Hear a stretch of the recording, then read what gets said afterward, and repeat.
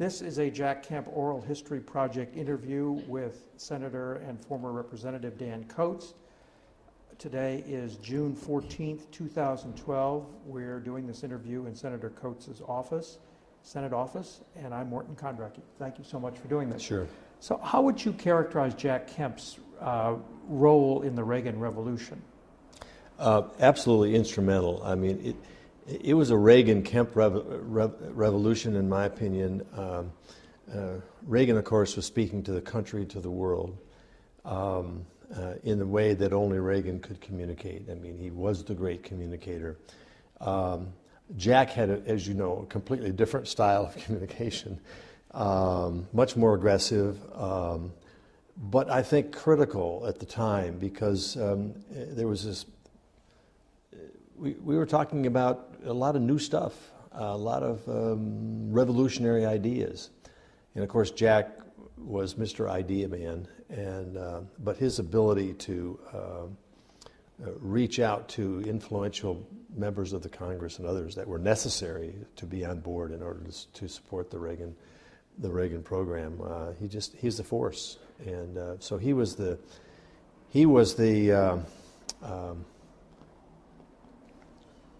aggressive end of the let's see, how do I best characterize this? Reagan was the great persuader, and I think Jack was a great drive it home enforcer of the message. And I think the two were a great combination. I mean, and they both dovetailed. I know Jack had an influence on Reagan, and I know certainly Reagan had an influence on Jack. What do you know about the contacts between Kemp and Reagan before Reagan became president? Not a lot. I was running for office at that time. Ronald Reagan made one visit to our area. It's the first time that I met him, and I had really no contact. So all that happened during the campaign before the election, I had met Jack Kemp through Dan Quayle. Because I was working for Dan Quayle prior to my getting into the race when he made his decision to run for the Senate. And so I was introduced to Jack Kemp, and once you're introduced to Jack Kemp, you never forget him. He becomes a part of your life, and he makes you a part of his life. That was one of his great strengths, I think. So were you Quayle's chief of staff? Yes. Well, I was his district representative. Uh-huh. Operating out of so Indiana. So when would you have met Jack Kemp and how? Dan Quayle brought him in for to come to speak and to fundraise. And I first met Jack Kemp at the Marriott Inn in Fort Wayne, Indiana, when down the hall comes this whirlwind of a person and reaches in his pocket and pulls out a gold coin and said, "Gold, gold. This is the gold standard. We'll never be back where we need to be as a country until we get back on the gold standard." So this was your introduction to Jack Kemp. Absolutely. and so then how did your relationship develop from there? Well, I was elected, and then we served in the House together, and of course he came and appealed to me to provide support in his run for leadership, which I did.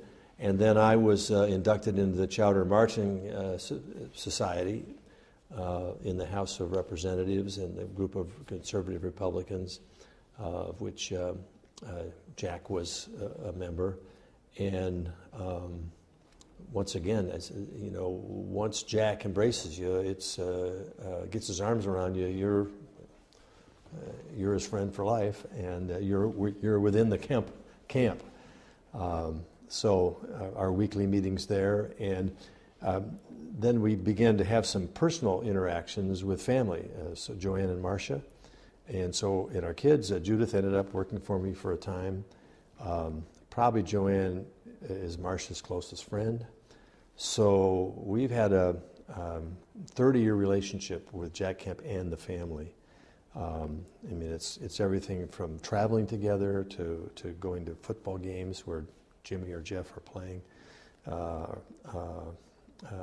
with the girls, weddings, babies, and still Marcia and Joanne are still very, very close.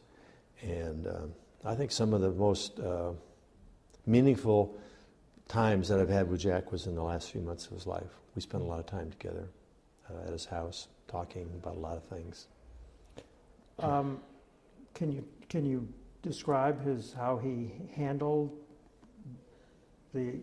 his sickness and? Typical Jack Kemp fashion. I'm going to overcome this. Power of positive thinking. No complaints. But even though I think there were times when he was in a lot of pain, and he was Jack Kemp. I mean, he was Jack Kemp, the football player, bloodied on the field, walking off, never defeated. We had some very meaningful times together in the last few months. I'm curious about his Christian Science upbringing. Yeah, I am too. Did he ever talk about that? Some, but not much. No, Joanne talked to Marcia a lot about it. No, Jack was not one to bring that up. But I think it was known that it certainly had a big influence on his life. At the same time, there's Jack with Jerry Falwell. There's Jack with the Christian community. There's Jack espousing issues, a regular attender at Fourth Presbyterian Church, basically acknowledging Jack and Chuck Colson. I mean, this is, so I always thought that kind of was a tension within Jack, the Christian Science upbringing and all that brings with it.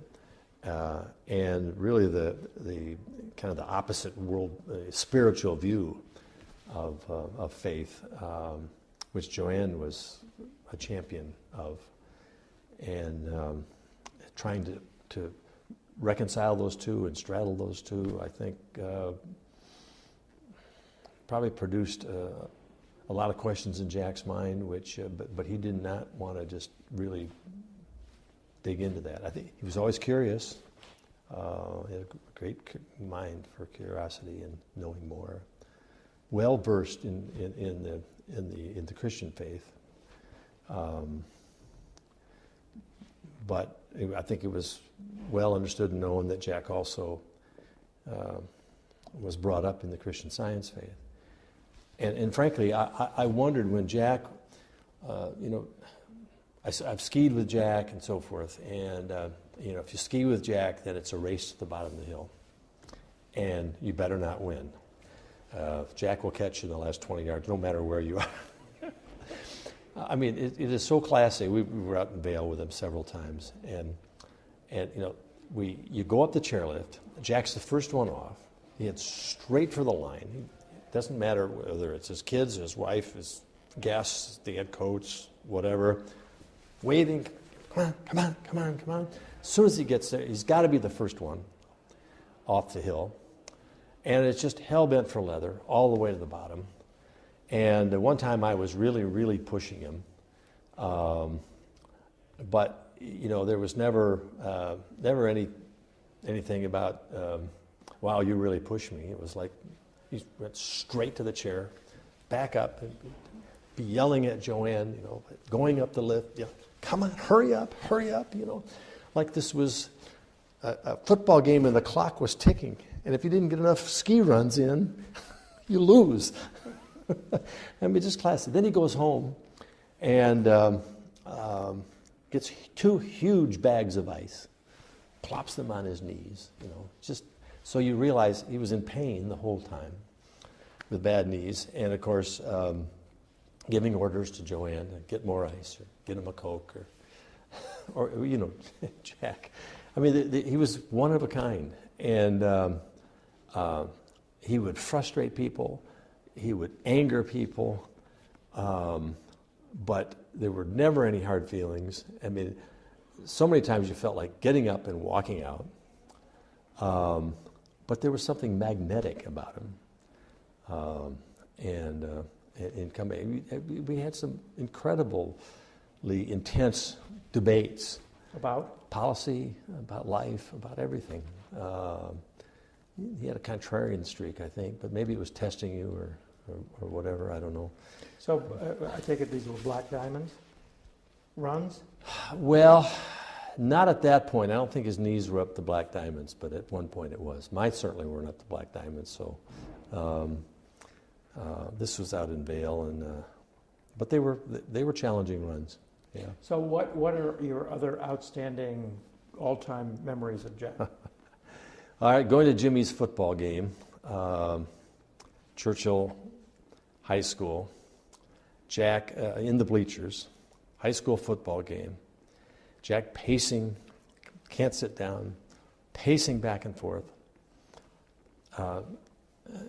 Like if you watch a USC game, the U.S. band plays in between every da, da, da, da, whatever. So, well, the Churchill band director must have thought the same thing. Jimmy was having some problems. Jack said, "It's the band. It's the band. The band they can't hear the signals. They can't hear the signals." He's yelling at the band director. You can't hear the signals out there. No wonder he didn't get that play done right, so forth and so on. And we're way up in the bleachers. I mean, we're at the last row in the bleachers, and he's yelling at the band. No, there's no way he could hear them and so forth. And so I was watching the play, and all of a sudden I turn around, Jack is gone. And I look around. He's down there in the face of the band director saying, "Stop playing in between the plays." That's Jack. So if Jimmy was having trouble on the field, how did Jack behave toward Jimmy? Oh, it was always, it was advice, but encouragement. His favorite phrase to his kids was, every time they'd leave the house, "Be a leader, don't be a follower. Be a leader." And whether it was going to a party or whether it was going out with the kids or whether it was going to football or whether it was going to school or whatever, it was be a leader. And did he ever explain what that meant or what he meant to convey? I think what he was trying to convey, transfer to his four kids was this: you can overcome any obstacle that life puts in your place if you have the right attitude. If you take a look at it as a challenge to be overcome, if you look at it from a positive standpoint rather than a negative standpoint, the mind always triumphed over feelings or emotions or over the body, I think. That's Christian Science, isn't it? But that is Christian Science. Yeah, the triumph of the mind over anything negative or anything that's characterized as doable. That's probably where Jack and I had some real differences on that. We talked about it sometimes. So what? Just last question about this. But what's the tension between that and conventional Christianity?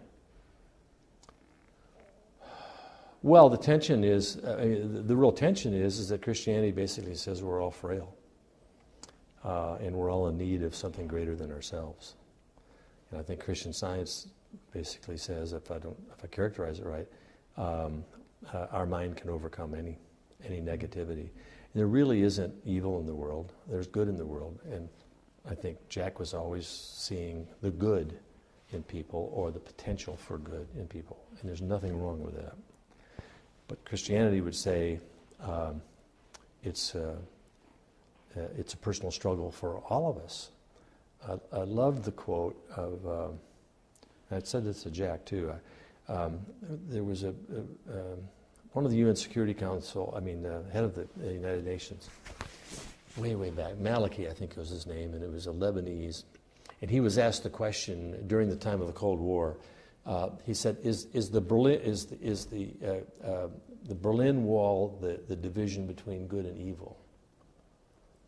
And he said, "No. The line that separates good and evil runs down the center of every human heart, and we have a choice of which we're going to favor." I don't think Jack would have accepted that statement because there wasn't a place for that concept in it. But I kept wondering as And that's why he would look at any part of the world, any despot or anything else, and I think this can be overcome. You know. But he did agree that the Soviet Union was an evil empire, didn't he? I don't know if he would ever characterize it as evil, an evil empire. It was clearly a country with the wrong ideology, the wrong philosophy. But I don't know if I ever heard him support that characterization. Look, you're a font of stories, so just pick out some other of your favorite stories, either in Congress or out. Well, as a member of C&M, I mean, we have a rule. It's the first arrive, first speaks. And each of us rotates and hosts the meetings every Wednesday in the Capitol. And we were very diligent about defining who comes first and second and third and so forth and so on. Jack would always burst into the room halfway through the process and immediately seize the floor. And this the force of who he was. And he would always have a confrontational issue or question to pose. And so sometimes we'd end up yelling at him, Jack, you got to wait your turn. And I don't have time to wait my turn. You've got to hear this.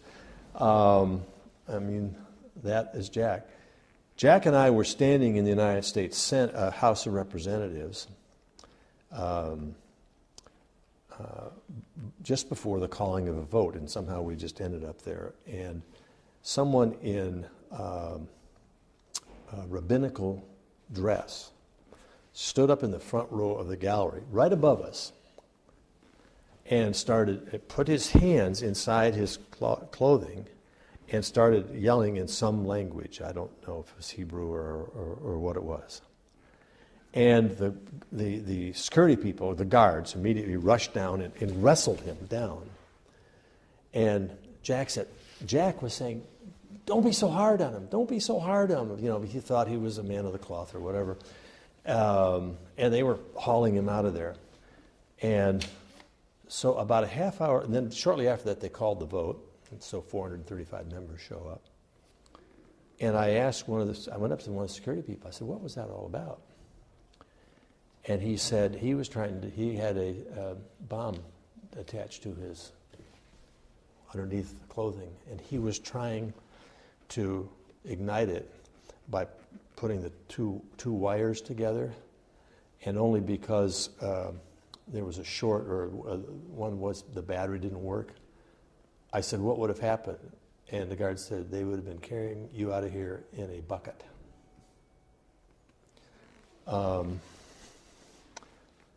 Obviously, that was a sobering statement. And here Jack was saying, take it easy on this guy. He's just somebody who's overexcited. And, he thought he might be wearing some kind of... Again, looking at the positive side of things, it didn't occur to him that could have happened. So that's one memory. Oh gosh, I mean, it just goes on and on. We were he came over to visit us when we were in Germany. And we had found a place that the Germans don't like to advertise, and nobody really knows where it is. But you drive through probably the most wealthy neighborhood in Berlin. Magnificent homes built in the 20s and 30s, the 10s and 20s, and so forth, and winding streets and trees. And there's this bucolic little station down there where you can board the train, and it's like getting on the train in Greenwich, and going to New York or whatever. And there's a back road there, unidentified, no signs. And our driver took us up there because he worked for the military, drove for the military during the Cold War days. Said, you need to see this. And we went up there. And there's an abandoned railroad siding and a long platform down both sides. And and it's scrubby trees and, rocks and weeds and everything else. That was the siding where they backed the trains in to take the Jews and load them in the cars. And you start at one end, and at the very beginning of that process, going all the way through to the end, are plaques about this wide. And it would say, April 19th, 1942, 1,100 Juden, Treblinka. April 29th, 1942, 846, Dachau, and on it went. And we started that, and you just keep going, and you just keep reading, and it just keeps accumulating. And when you're about a third of the way down, there's just dead silence. Nobody wants to talk. And then you keep going, and you keep going, and you keep going, and you keep going. And you go, then you cross, and you come back up on the other side, and you get all the way near the end. I mean, it's literally days before the Russians invaded Berlin. I mean, the Russians were on the doorstep, and they're still shipping people out. And you know of Jack's support and love for Israel and for the Jewish people.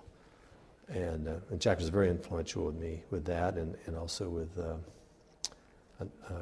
apartheid and some other things. But that had a profound effect on him. I mean, it brings home the reality of what was happening during that time.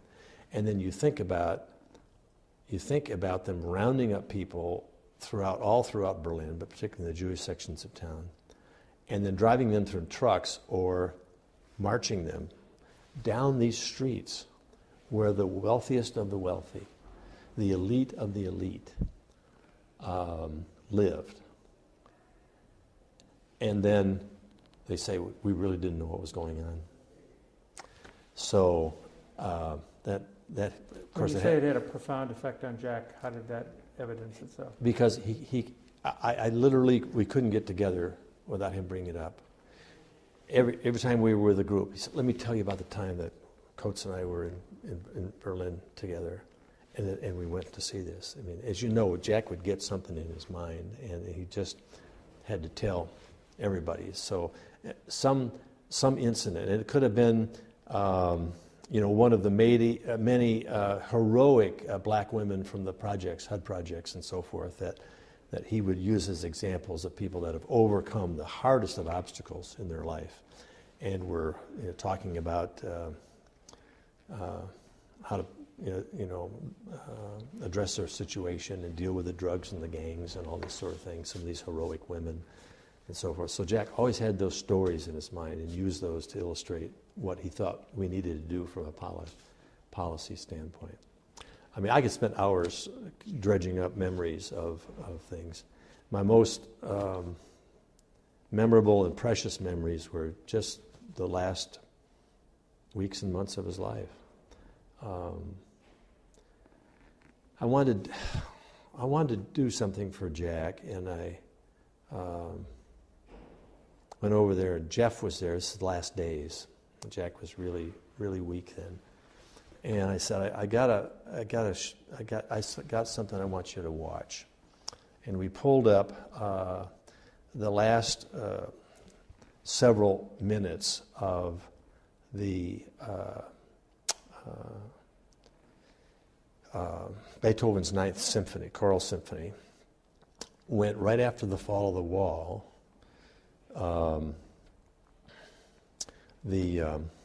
Leonard Bernstein went over to Berlin, and they put an orchestra together of West Germans and East Germans, and they performed that. And this was a recording of that. And at the time, Bernstein was dying, and that's a long symphony, as you know. And one of the cameras was facing toward the orchestra, but one of the cameras was on Bernstein.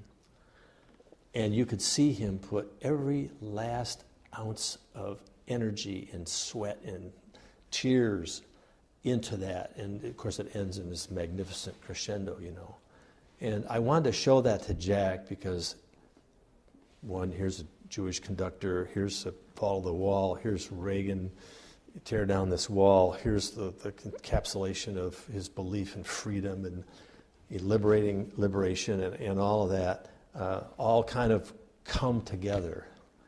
And I didn't say it, but I thought, I guess what did I say?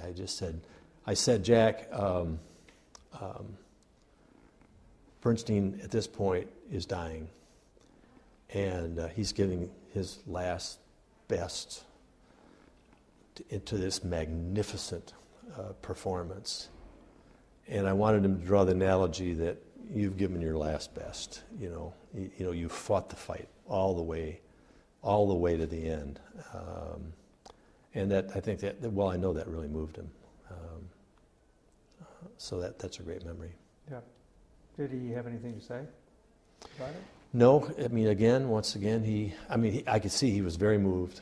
I could see it had a tremendous impact on him.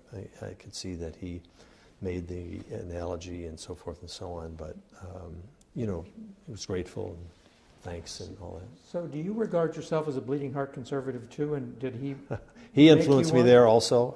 Yes. I don't know if I would always tease Jack about being a bleeding heart conservative, but he was always persuasive in that. But when I did get into the Senate early on, I put a major project together, which was labeled the Project of a Bleeding is called the Project for American Renewal, and it had what some conservatives would define as a bleeding heart conservative program, because it was essentially designed, it recognized some of the dysfunctions that exist in society, but acknowledging the limitations on government to solve all these. How can we energize the civil society to better energize these? And it had a whole bunch of demonstration projects and grants for things and so forth. So whether it was Catholic charities or whether it was Jewish synagogue outreach programs or whether it was Christian soup kitchens or whatever, we identified a whole range of these things. Interestingly enough, Mike Gerson was very instrumental in putting all that together, who then went on to be Jack's speechwriter. Mike has you ought to talk to Mike Gerson. I hope she's on your list, because Mike can write these magnificent speeches. You've read his columns and so forth. And he said Jack could never get more than 3 sentences in a speech before Jack was off on his mantra on, his story, the story. But Mike's got some good stories along that line. At the convention in San Diego, when Kemp was named vice president, was electric. All of a sudden, a moribund, how are we going to go forward? Is Dole the right guy, et cetera, et cetera. Kemp energized that. The way Sarah Palin energized McCain, interestingly enough, they both came short, but that same level of spark, a catalyst to just energize the conservatives when Kemp was selected. And Kemp was a huge Churchill fan, as I am. I don't know if you remember the part when Churchill is brought back into the Admiralty after all the wandering years out there outside of government, and the guard asks Churchill, "What should I tell the people? Tell them Winston's back?"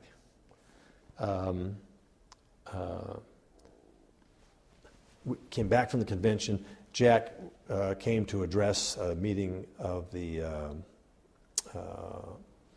House and the Senate, to lots of applause and so forth. And on the way up, he saw me standing there, and he said, "Tell him Jack is back." So, in those years when you were both in the House, and you were there when he was already leader, right? He became leader the year I came in, so I voted him. I was one of the ones that helped vote him into leadership when. Just going back to Chowder and Marching, in his pre-leadership days, and when he started getting into tax policy, my understanding is that senior Republicans resented that he was getting into tax policy, and gave him a lot of trouble in Chowder and Marching. So when he's now a leader, despite the fact that he's violating the rules, I mean, was there more respect among? Well, I think we all had a grudging respect for Jack just because of his persistence and his personality and the kind of person that he was, and his, his constant encouragement for adapting to the ideas that he was promoting. But by the same token, there are always people that were resenting the fact that Jack was sort of invading their territory, or getting the credit for issues that they wanted to pursue. My favorite story there, and Jack tells us, some have been told by others, when he was a cabinet member,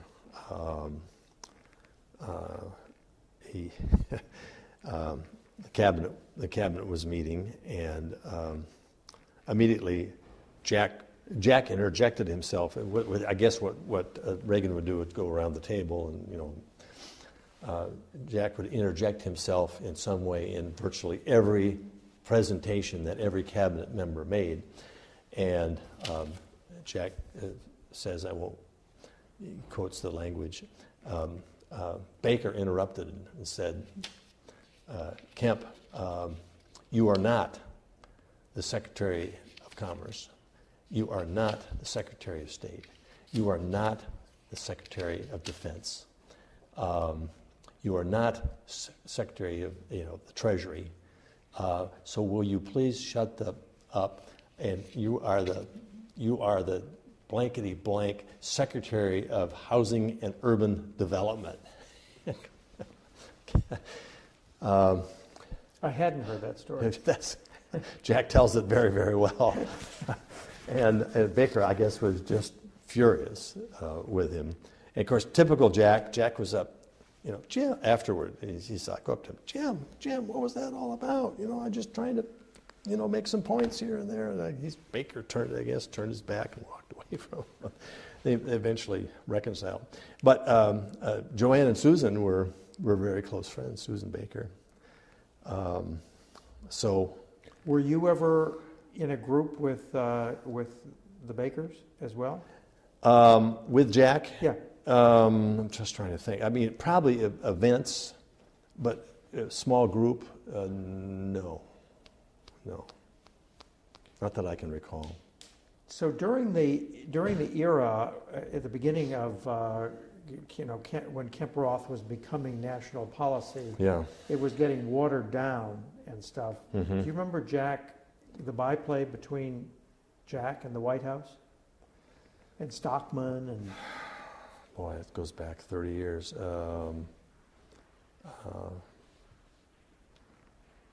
Jack was always pushing at the edges. I knew that byplay was there. And Jack was always pushing at the edges. It really started out as Roth Kemp, but it quickly turned to Kemp Roth, which is not surprising.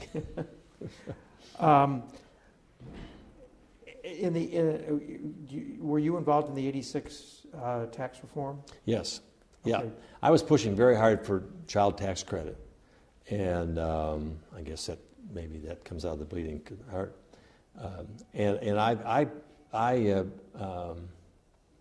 I'm the one that went to Jack and I think convinced him to take up that and go to Reagan to get that in. And I remember Jack working with me on that, and I'm talking to Reagan and so forth. And I remember when he came back and said, Reagan's going to do it. That was the first introduction of the child tax credit. Were you ever with Reagan and Kemp at the same time, and have any notion of what their relationship was like? Not enough to really feel comfortable defining what that relationship was. I'm sure there are others that would have a much better. Were you Conservative Opportunity Society? Yeah, original member. And so were you making the 1 minutes? I wasn't nearly as active as probably Newt would have liked me to be. I started getting a little bit nervous about Newt's methods of I described it once. I said, And so I left after a few months. I dropped out. It was just, people asked me, well, why did you leave? I said, well, two reasons. One, every morning, every time we met, Newt would come in with 5 new ideas. And we had yet to begin to execute the 5 ideas that he wanted us to get engaged in last week. I said, so it's always changing, and I think that characterizes Newt. Too many new ideas popping up all the time. And I said the second thing is that I sort of got the feeling like what Newt was asking us to do, it'd be like walking into a meeting and Newt would take a grenade, pull the pin, hand it to you, and say, roll this under Jim Wright's door. I said, it's just not my style. I said, okay, I understand you're a revolutionary, you want to change things here, and maybe this is what it takes. I'm not the right guy to do that. So, I mean, I think, just touch that, I'm sorry. Their two styles were very different. They were both idea people. They both were effective communicators, but their style of execution was different. I would call Jack's was just persistent persuasion, and Newt's was persistent challenge. Newt, Jack would work at you until you agreed, and Newt would kind of lay it on the line. I mean, you're either with us or you're against us. Here's the challenge. How did Jack relate to Newt in those days? Because Newt was part of a gang, wasn't he? The Kemp gang?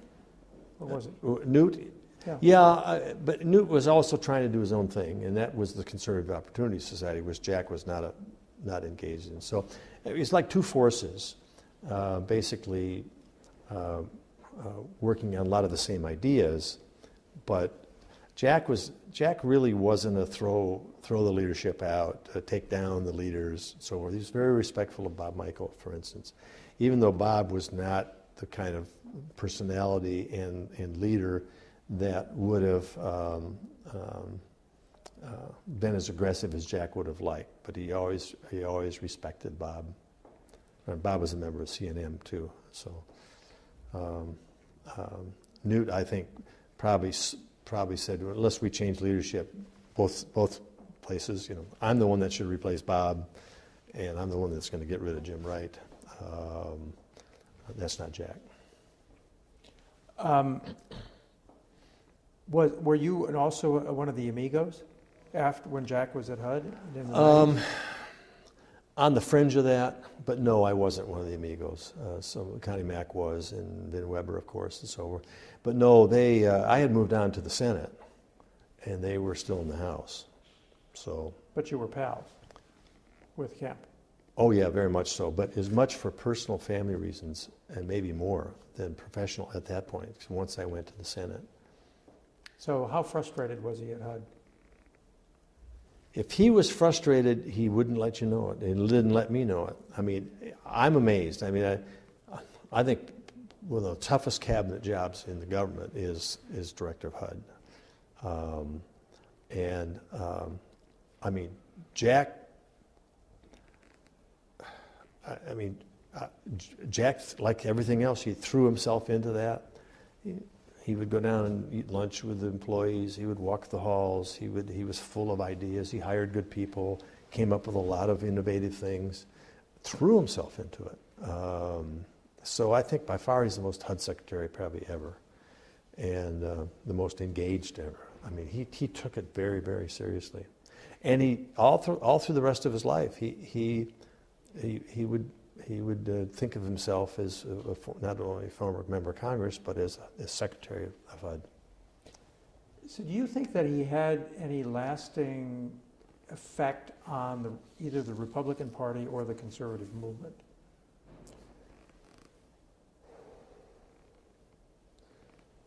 Well, the movement has changed since Jack left the scene. And there are certainly elements of the movement now that Jack would not have embraced. Such as? Well, I mean, the departure from, quote, the compassionate conservative issues. That is not on most of the agenda of the conservative movement. I mean, it's all fiscal. I think an area where Jack and I didn't see, I mean, Jack was always, Jack was never a budget guy. And I always felt that we had to have a combination of tax measures and budget measures in order to get to a balanced budget. And Jack would always insist that no, it's all on the tax side. You know, rising tide lifts all boats, supply side economics, et cetera, et cetera, et cetera. So I always had a caveat to that, and I was amazed, and I think it was because of our personal relationship and the family relationship that Jack didn't push me too hard on it. We had some debates and some talks about it, but he didn't push me too hard on that. So are there any Kemp Republicans left?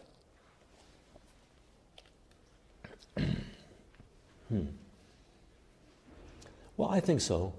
I mean, those that you know, those that think that the way out of all this is on the tax side and on the growth side and on the stimulus through tax policy to grow the economy. That this is the best way to grow the economy. Yeah, they're there. I mean, they're how much they would attribute that to Kemp, or I don't know, but I think they would a lot. Paul Ryan's a Kemp guy, but it's interesting. He's now come down on the budget side, much more on the fiscal side, much more than on the tax side. I mean, the circumstances of the national economy are totally different. They are totally different.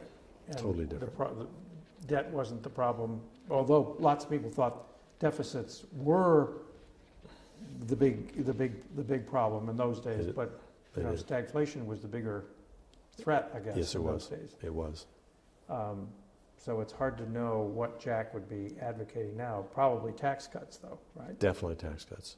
Retaining at least the Bush tax cuts, for sure, and more. He'd be all over the corporate tax issue, for sure. Tax reform. Like 86, the role he played in 86 with Bradley and Reagan. Right. So you said that you were, besides admiring him and loving him and all that you were frustrated with him at times. So what were you frustrated with him about? Oh, I mean,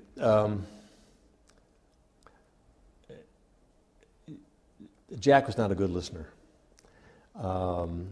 He was so intent on persuading you that his view was the most important thing to talk about, to discuss, to debate. He really wasn't open to someone else's questions or other view. And sometimes I think kind of hypersensitive to anybody who would question that. I don't know if I should tell this story or not, but it's been told. Tell it. You might want to. You should give Connie Mack. Is Connie Mack on your list? Yeah, but he's an amigo. Tell Connie Mack to tell you the story about Priscilla and Jack Kemp. Okay. Okay. I won't tell it, but you got to hear that story. Okay. All right. I'll ask him. So, are there any other stories that you've got? Oh gosh, on the frustration line. I mean. Oh, on the frustration side.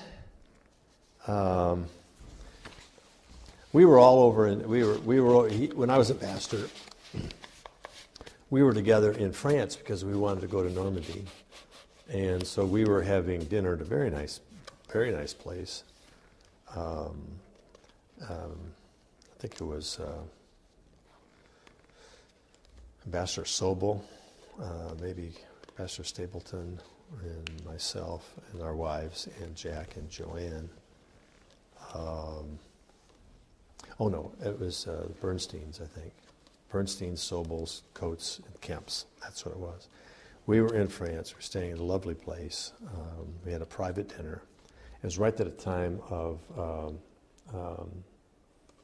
the Iraq. Iraq was building. And we got into this heated argument at the table to the point where it was getting fairly raucous because Jack thought we were making a big mistake. going into Iraq. And three of us were appointed ambassadors there to defend the president and carry the story and so forth and so on. So, and Jack just wouldn't yield on that, and it got very boisterous and very loud and almost embarrassing. But it showed the passion that.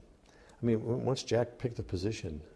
When Jack got passionate like that, what kind of language did he use? Well, the wives were there. Okay. Yeah. So it was, Joanne, Joanne's impact on Jack is enormous, as you know, and we'll talk about that. Kept him civil. Very much so. Yeah, very much a moderating. So when she wasn't there, what was his language like? Well, I tell you, around me, I think he respected my commitment to my faith, and so I can't say what it was like when he was with others, but when he was with me, he always was temperate. Were you involved in his '88 campaign? Yes, campaigned for him up in New Hampshire. I remember they rented a plane, and I think they were operating on limited money and so forth, and about 15 or 16 of us piled in this plane, which was something out of World War II. I think they resurrected it off some scrapyard or something like that, some air surface. And we went in the dead of winter, it's January in New Hampshire. So we went up there and we all spread out and went door to door and did a whole bunch of things and so forth. And finally got back on the plane, only to find that there was the heater malfunctioned. I mean, and it was nothing but metal, sitting on metal seats and metal on the floor of the airplane and so forth. And I've never been colder in my life. Henry Hyde was with us and some others, and then Weber and so forth. And when we landed, we couldn't move our legs. They were like frozen from here down. And of course, Henry had a lot of girth, and so forth. And I remember it was a huge effort for him to get off that plane. But it was all for the cause. So did being for Kemp help you or hurt you in Indiana? Oh, it helped. It helped. He was well known. I mean, he was a force. He was a voice of conservatism. He was he was the star football quarterback who's a compelling story. I think the combination of that and his political was very captivating for people, So it added an aura about him, with the two big not Super Bowl, but championship rings on his fingers, and the stories that he would tell and so forth about that gave him a kind of sort of a special. America's in love with famous athletes, and they're not in love with politicians anymore, but they still are drawn. Some people are drawn to them. So Jack was a twofer on that. Do you think he ever had a prayer in '88 against Bush?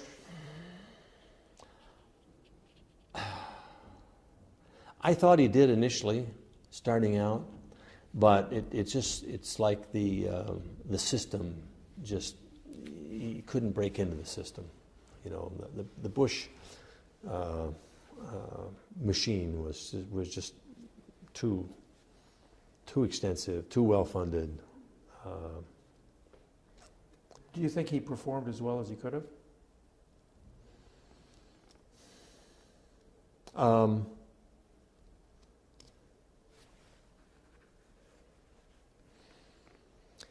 After New Hampshire, he called a bunch of us together to get our opinions on whether he ought to continue on.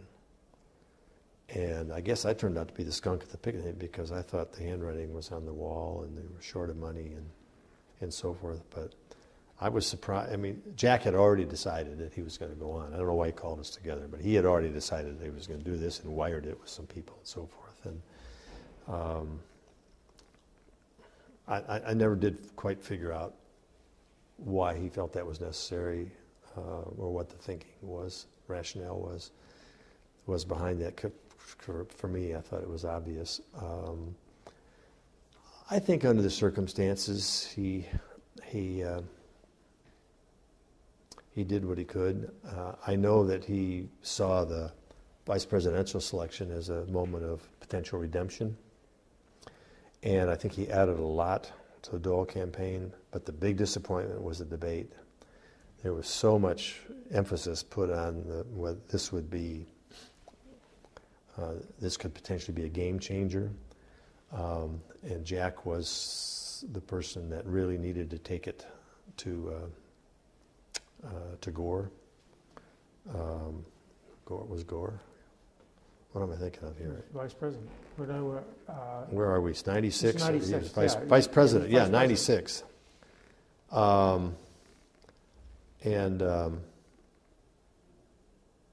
Gore. Were you down there in Florida? No, I was campaigning in it, but I know that Judd Gregg was playing the role of Gore in getting Jack ready. And I remember calling Judd and said, because I knew Jack's propensity to just slip back into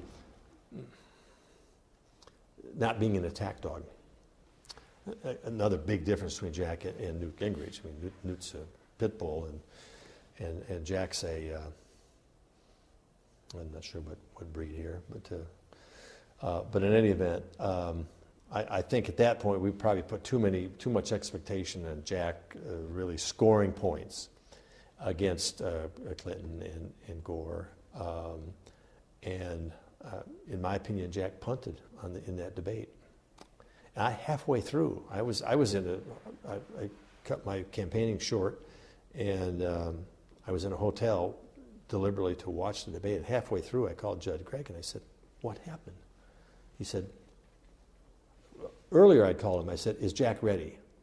And is he going to do this, this, and this?" And he said, "Jack's ready. He's got it." And I called him halfway through, and I said, "What happened?" He said, "He went totally off script." And so, for whatever reason, he did not want to attack Gore. There's speculation out there as to why, but I don't try to go there. So. Well, here he is. It wasn't in him to show a mean streak. It wasn't in him to be seen as someone personally going after someone. Again, maybe it had to do with that Christian Science mentality or whatever. This is a good person, and it might appear that what I say is characterizing him as less than a good person. Maybe that's what was. So you don't think it was his maintaining his image as a nice guy? Yeah, and I happen to know Bob Dole was very upset that Jack didn't do what he had wanted his vice president to do. Dole couldn't do it because he was, quote, the hatchet man. The last thing he wanted to do was to reinforce that image. And so he needed somebody to be that person who would be confrontational and stick it to the other side, and fully expected that Jack would do that. And then when he didn't, I know Dole was bitterly disappointed over that. Well, and it affected their relationship post campaign. They had a bad relationship going way back. They had a challenging relationship going all the way back, yeah. Mm-hmm. And so Dole was talked into picking Kemp, right? I think the people around Dole basically said, "This is what you got to do." I mean, it's not unlike Kennedy Johnson. He saw Dole as part of the problem. House member looking at the Senate leader, not someone would make it the trains run, but not bringing the issues forward and so forth and so on. Also, root canal economics. Well, yeah. Yeah, that was a fairly and harsh you said phrase. Something about Bob Dole's library burned down. It was all of 2 books or something like that. Yeah, that's right. I forgot those. That's not characteristic so much of Jack, but yeah, I mean, I think it started off great. I mean, the Doles and the Kemps were on the trail together, and all that everything changed at that debate. Did they ever patch it up? I don't know that they ever. No, I don't think they did. They may have in private, but I mean, neither one of them seemed to indicate. I mean, Jack was, hey, you know, I did the best I could, and I don't hold anything against Bob Dole, and so I don't know why he doesn't talk to me, or why, you know, he doesn't invite me to this or that or whatever, and so forth and so on. So I guess that maybe they never patched it up. A question about, some people say that Jack Kemp was a very difficult person to get to know intimately, but you sound like you were an exception to that rule. I think I was an exception to that rule at the end. I think what you said is true. He certainly had a protective shield around him, his own protective shield. But, I mean, frankly, I think our two wives shared everything. And so, even though Jack never mentioned it, I think he knew that what had been shared, probably I knew. But he also knew that I accepted him and loved him, even though I didn't agree with a lot of things that I had heard about or knew about. Yeah. Okay. So what do you think his place in history is? Well, he certainly made his mark. I'm sure he wished he had made a larger mark. But I think there is a place in history. That still is, for conservatives, 1980 is still a shining moment. And we replay that video a lot. There's still a lot of yearning for the Reagan days, and Kemp it was very much a part of that. So, and for those of us that, you know, for young people coming in, I mean, I don't know if Kemp means that much to them, so I don't know how penetrating and lasting his legacy is going to be relative to policy. But for those of us who were there at the time, I mean, it's going to be as lasting for us as long as we live. So is there anything else? We love to get together and tell stories about Jack. Yep. Everybody's got their experiences about Jack.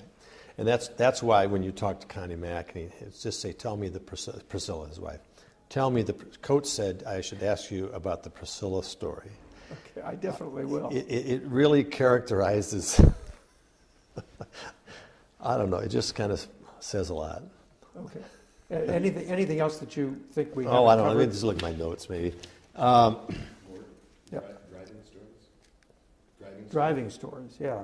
Do you have any? I mean, he was famously manic behind the wheel. Any of those stories?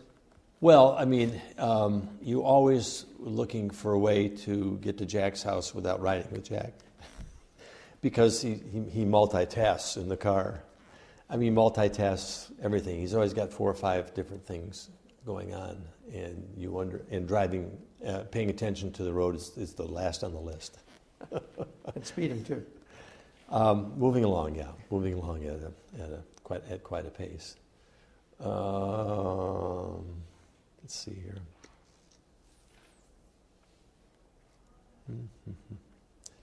Because I tried to write down some things, and I think I've covered most of these here. Baker and.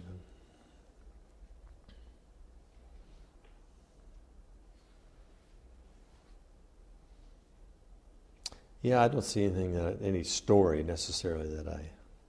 Well, one area that we didn't cover, and that is race. Yes. Yeah. So he. To most conservatives, Jack had an inordinate preoccupation with the African American community, believing that he could convert them to the Republican side of the political spectrum, and most of the others believing that, while that would be a good thing, it's not possible. And there were I think a lot of people thought Jack was just, I think they admired him for what he was trying to do, but they didn't have much confidence that it would make any difference. Do Do you think he would have been a good president if he'd ever gotten elected? He would have been an exciting president. I think you can only measure good or bad after a presidency, because events happen that I think define what a president is. It did for Truman, and it certainly did for Clinton, and it has now for Obama. I mean, it did for Bush. I mean, 9/11 defined his presidency, and this economy may be defining, it defined Carter's, and it may be defining Obama's. So I think it's hard to assess whether or not someone, the talents and the skills and the things that he brought, who knows how that would have worked out given the unexpected. It just seems like in most presidencies there's the unexpected. Why was he against the Iraq War? He essentially thought it was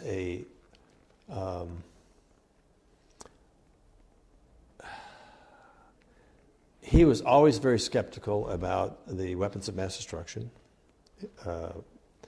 characterization, and to many of us, he seemed sympathetic to Saddam Hussein and sympathetic to the Iraqis. I thought they were being mischaracterized, that we were missing something there. And that's what the heated debate and argument was about in France. We had a different view of Saddam Hussein and a different view of Iraq. Of course, as I said, there were 3 ambassadors there were selected by George Bush, and we were carrying his water. What did he think about George Bush in general, the Bush administration?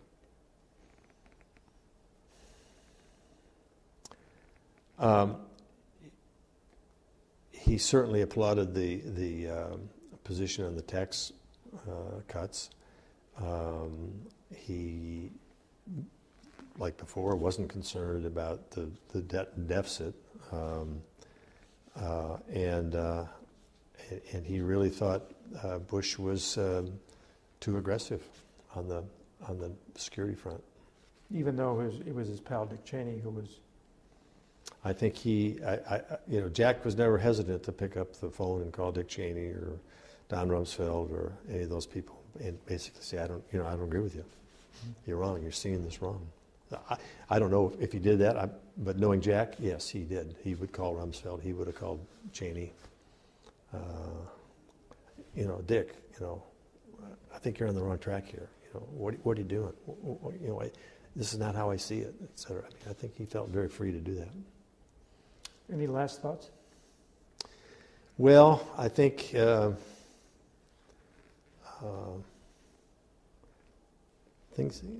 family was very, very important to Jack. Very, very important. He was a good father, and freedom was, family and freedom. And the gold standard. Defined Which Jack he Kemp. never got anywhere with. Which he never got anywhere with. But and that's where the Priscilla Mack story comes in. I wish I could tell you that, because I think it's such a great story, but I usually hear it from the source. Okay. And if they don't tell you, I'll come back to me and I'll share it with you, maybe off the record. Okay. Thank you, Senator. You're welcome.